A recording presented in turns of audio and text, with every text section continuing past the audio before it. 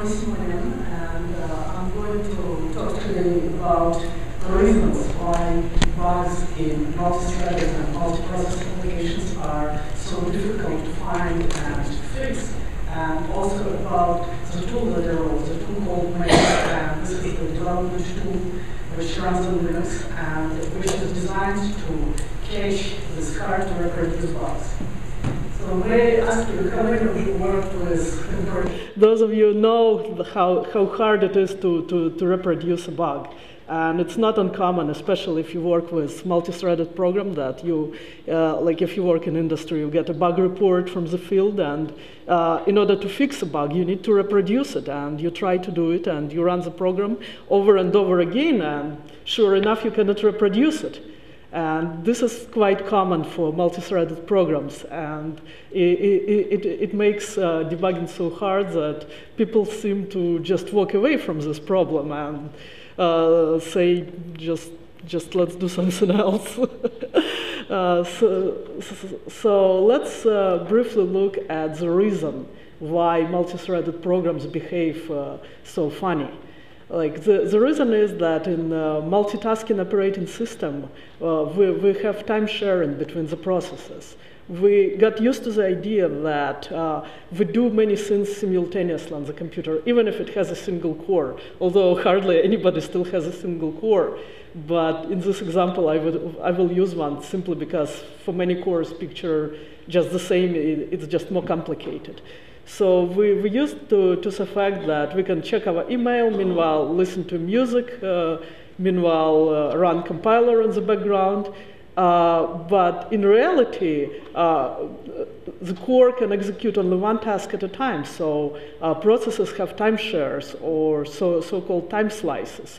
And we run one task and the rest is waiting. And the operating system scheduler is in charge and it decides when it's time to kick the process of the CPU, unless the process will yield the CPU voluntarily. And when the time comes, the next process will take its place, and then the next and the next. And they go, in a simplified way, they go round robin. But it's very non-deterministic because behavior of each process is affected by all processes that currently run on the computer and by all random events. An email can arrive, or a network packet, or a user simply touches a keyboard and interrupt service routine immediately as a high priority task is allowed to go to the CPU first. So as a result, run and wait pattern of each process is highly non-deterministic. And that's what affects the behavior of threads, since each thread is scheduled independently. So that's what makes our programmers work so hard. And the idea behind Maze was to find a solution, how we can debug how we can detect and reproduce this non-reproducible bugs. And the idea was to simulate an operating system scheduler. And this is what Maze in a nutshell is. It's a simulator of the operating system scheduler. If you look at a very high-level picture, and you have an application running in the wild, when it's controlled by Maze, Maze creates sort of a layer between an operating system and the process, and it takes over control. It kind of hijacks the application and start scheduling the threads instead of allowing operating system scheduler to do the trick. So if we look at this picture, for example, here I have white rectangle for all processes unrelated to your application, and blue rectangles are threads that belong to your process. You can see that the threads compete for CPU access with everything else. Now, if the process is controlled by Maze, it's kind of isolated. Everything else becomes transparent, and only what threads belong to application matter. And Maze decides when threads run, when they sleep, when signals are delivered, and it's all totally controlled. So if you look at the process started under Maze, you can start with a single thread or you can start with several processes. It doesn't matter.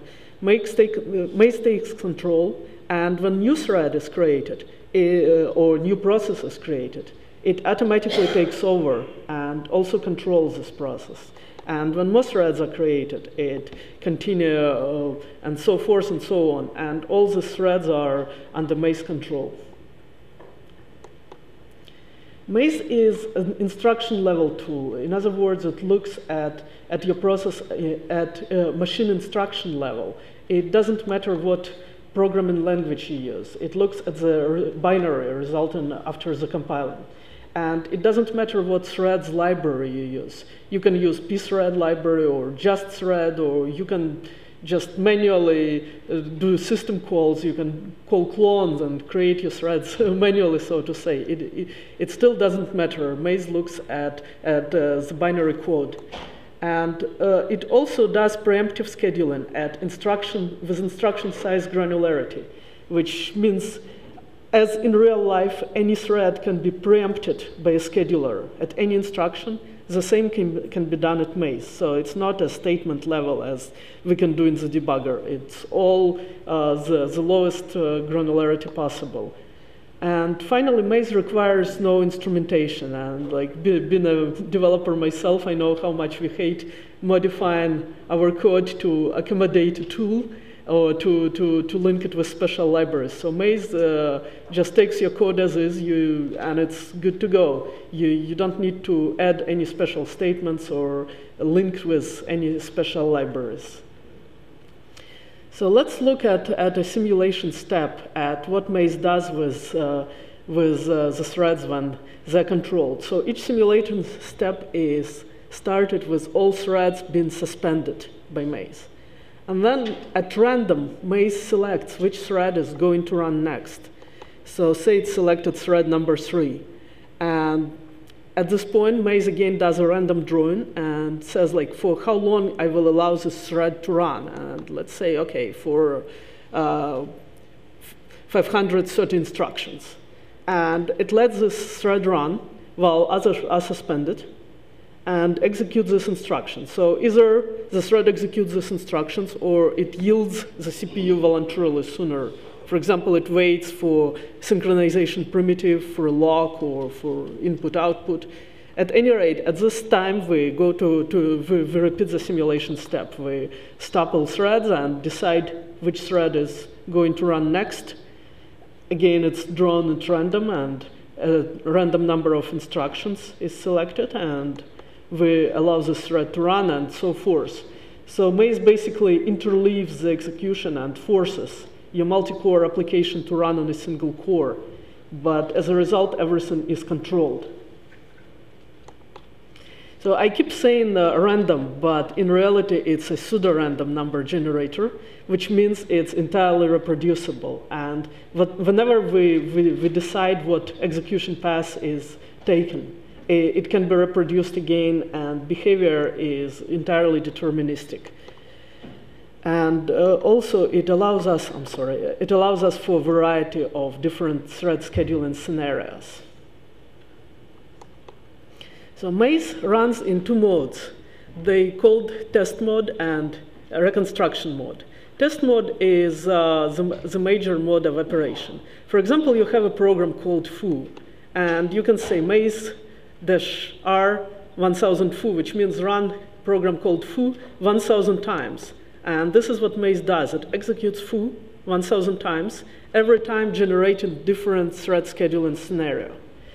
And you can look at the results, which very often are different, and you pick a run when something is interesting. For example, you found a bug in a run number 791. Then you can run Maze in reconstruction mode, and you can reproduce this behavior. You can say maze-R 791, and Maze will run your program once. But this time, it will exactly reproduce behavior of threads in run number 791 from the test mode. And also in reconstruction mode, you can debug the application. You can basically put breakpoints and run through. This is a new feature. I will show you a glimpse. It hasn't been officially announced yet. It's just a red hot new feature, but people kept asking, oh, we want to work with Maze as with a debugger. And This is what I'm going to show you as a part of the demo today. Maze is available for x86 and for AMD64 architecture, so it runs on Linux platforms. And now, please, if you have any questions, let's do, and then I will show you an example. Yes, please. When you reproduce the runs, what about the possibility of side effects or interactions with other things on the system? First of all, I assume your timing is strictly instruction counts, right? Yes. So you don't worry about jitter and variability caused by interactions with other things on the system. But what about anything else like, well, there can't be any side effects, especially persistent side effects, correct? Yes. Anything that has to obtain information from an outside source? Yes. Or yeah. a non-deterministic outside source? Yes, that's a problem. Maze can control multiple processes, right? So as long as everything under control is under Maze, whatever interaction, like you get packets from these processes, they all control. But if something comes completely from outside, like if a user, for example, like say, oh, okay, let me send a signal to this process and do kill in the terminal shell, and yes, this cannot be reproduced, unfortunately. I'm not sure it applies so much to x86 and x86-64, but other architectures that have relaxed memory models, you can definitely get interactions from processes that are causing changes to caches that would be non-deterministic because they wouldn't be under control of your system. So I'm guessing to really be sure that you're replicating a deterministic repeatable process, all the things involved have to be under control of your system, and you have to start from the same known state. Yes. Like, well, I cannot speak for other architectures because I'm not that familiar with them. Like here, since it all happens on one core, you don't have cache coherency issues. You cannot debug the cache coherency issues, but you don't encounter them when you run under Maze. So it's not that every class of problems will be covered. In my experience, debugging things that depend on properly managing weak memory consistency models is very difficult. And you run into that with multi-thread and multitasking. Yeah, we can talk about it. Yeah, that makes sense. Yes, please.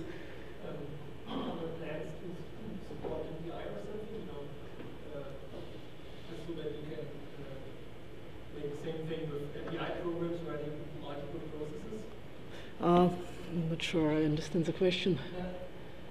So what I understood is this is basically for one node parallelization. So if you have 3 threads or something like that, or maybe OpenMP or so should work. If you have an MPI code, in principle I could imagine that it works as well because you have just incoming messages from a network. You could just log that as well. But does it support, is there other plans to support it, or is it already supported to run API programs? It's supported as long as they all on the same server. So they cannot be on different machines. If you start your MPI programs on the same machine, it's fine, it's supported. You run it on one. Yes, yeah. So they can exchange messages, but like multiple machines are not supported yet. This also on the list of things to be done. And now let me go to the example, and which is a classic deadlock example of. I mean, it's pretty straightforward and simple test case. It's just good for the demo. And in case somebody is not familiar with threads terminology, mutex stands for mutual exclusion object. It's basically a lock on some resource which is guarded by a thread. So in order to create a deadlock, we need two threads claiming two locks on the resource in a different order. So we will look at the routine called acquire and release, and what it basically will do is just acquire and release two locks. First, acquire a blue lock, acquire a gray lock, release the gray lock, and release the blue lock.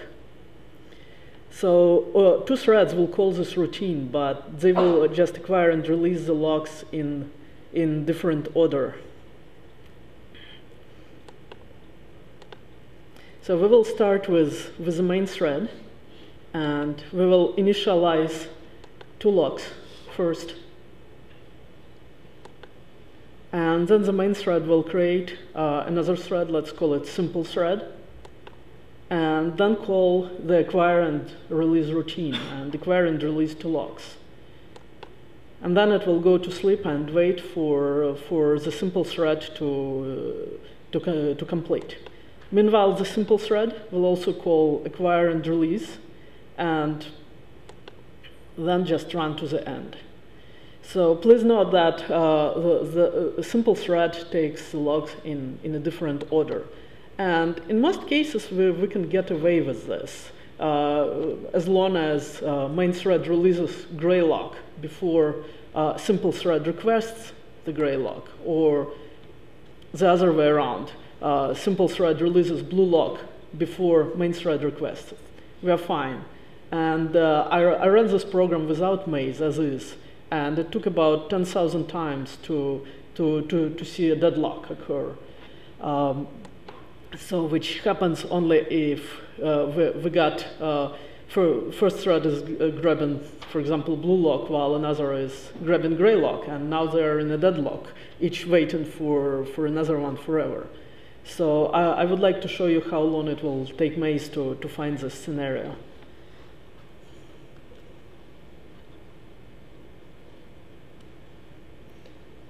So we have a program called deadlock, and if I run it as is,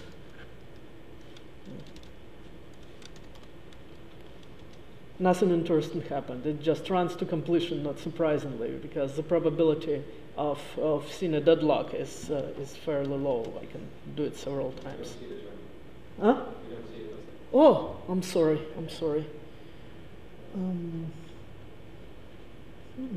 That's strange.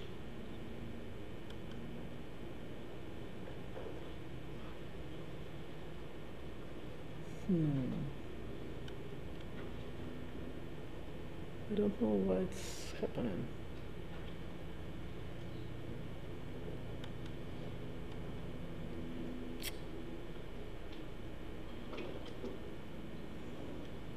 Because it shows on my machine, but it doesn't show on. It looks like it's set up to be display number 2, not to be mirroring. Ah.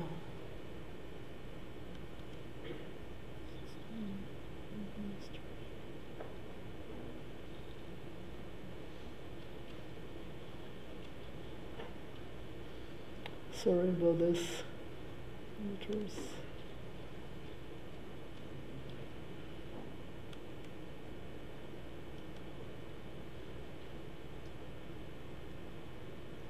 Okay.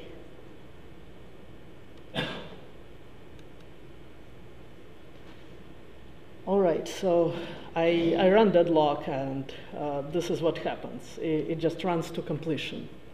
So now let's is the size of letters okay? Okay, so let's try and run it under maze.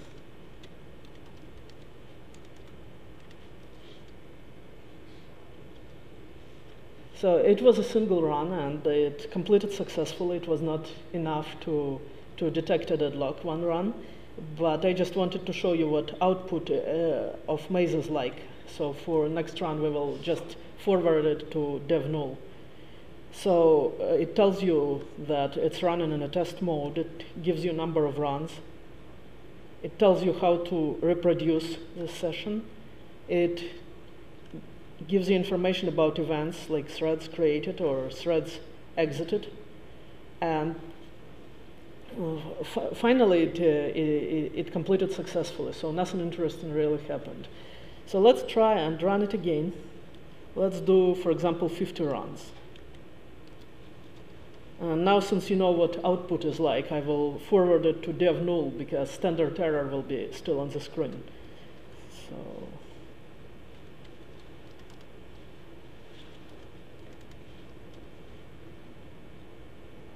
okay, so it went through 50 runs, and it was sufficient to detect the deadlock. You can see it happened in run number 17, and now we can reproduce it. Let's do just maze dash capital R 17. So you can see that deadlock was reproduced. The behavior was the same, and we got reasons why threads are blocking. So it says main thread is waiting for synchronization primitive, which is the lock, and it gives you the stack. And thread number 2 is also waiting for synchronization primitive.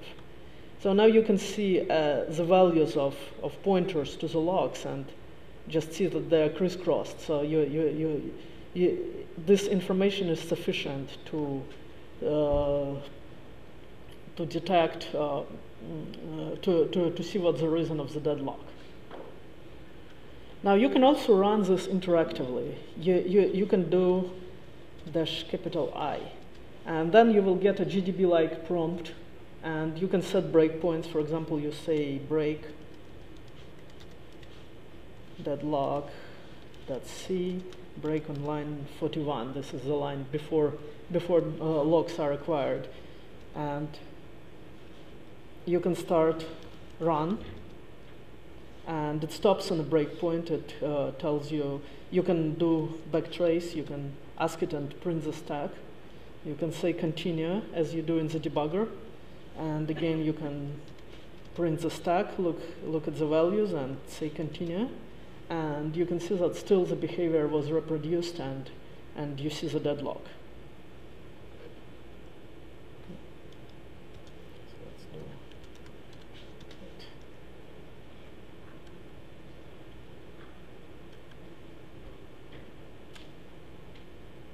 So to summarize, let's go to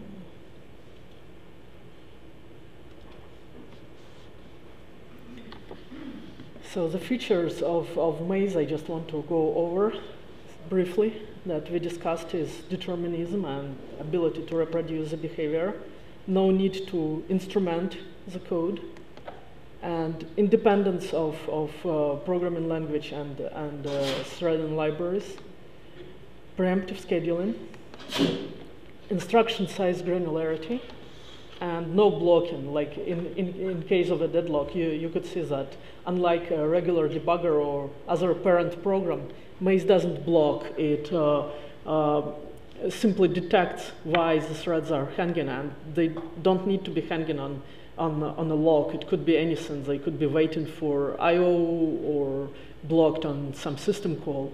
And maze will detect this, and instead of blocking it, will print you information and proceed with the next run. And finally, maze is available for now, for a short while. You can use maze for a year for free. It's available at Kloobok, and please feel free. I have my cards I can give you, so you don't need to write down the website. And finally, we really like to work closely with developers and really appreciate people who are willing to work with the new technology and try it out. And thank you.